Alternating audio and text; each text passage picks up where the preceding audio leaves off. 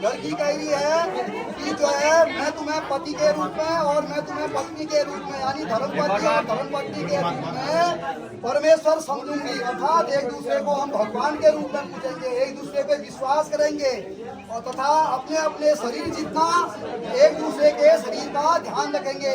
ठीक है, अगर ये चीजें आप गुरु को बोलो वहाँ मत देखो, यहाँ देखिए। तो हम जो है पति बनने को स्वीकार है। ठीक है, इसके बाद तीसरा वचन है, तीसरा वचन ले रहे हैं गुरु ये बड़ी बार ध्यान नहीं दी इतना को हमारा है तुम दूसरे को सौंप कर, अर्थात आज के तुम्हें घरवाल से बक्से चांदी ए ले सोनू से बोले सुनो चांदी जो भी मेरे पास पैसा है, अपने दिल की बात, अपने अंतरात्मा की बात मैं तुझे बताऊंगा।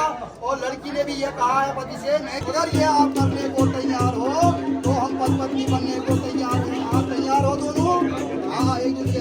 उसके बाद पांचवा है पतिव्रता और पत्नीव्रता। अर्थात आज के बाद आपकी पत्नी ये होगी, किसी पराई लड़की को या किसी औरत को आपने नहीं देखना है। और आपने भी बेटा आज से आप पति पत्नी के रिश्ते में, ये संसार का ऐसा बंधन है, भगवान बनाता है इस बंधन को। आपने भी किसी दूसरे को ये चीजें नहीं करनी है। ठीक है नी, एक दूसरे का पतिव्रता और पत्नीव्रता धर्म का पालन करेंगे। पर नारी और पर पुरुष पर बुरी न दृष्टि नहीं डालेंगे। अगर डालोगे तो ये अग्नि साक्षी है, इतनी बड़ी कसम खा रहे हो आप। ठीक है नी, इसका मतलब इतना बड़ा है, अगर हमारी कोई संतान उत्पन्न नहीं हो पाई या संतान में कोई दिक्कत आ गई, संतान कहना नहीं मान रही है, ऐसा पूछा कि बाबू साइड ढल गई, मतारी साइड ढल गई, ऐसा पूछा उसकी संतान बहुत की उत्पत्ति का कारण है, उसके जो है माध्यम दोनों है। अगर माँ बाप नहीं मिलते हैं तो कोई भी संतान पैदा नहीं होती है। इसलिए कोई भी तो संतान में आता है या किसी प्रकार की संतान नहीं होती है तो हम बल कर एक दूसरे को दोष नहीं लगाएंगे।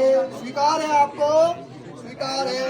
उसके बाद छठा बल है पति व पत्नी मित्रवत रहेंगे। जिस प्रकार मित्र रहते हैं उसी प्रकार हम रोज रास्ते जाकर लड़ा झगड़ा ना करा बल। ठीक है, हम जो है मित्रवत रहेंगे, पूरा स्नेह सम्मान एक दूसरे को देंगे। ठीक है, ईर्ष्या नहीं करेंगे।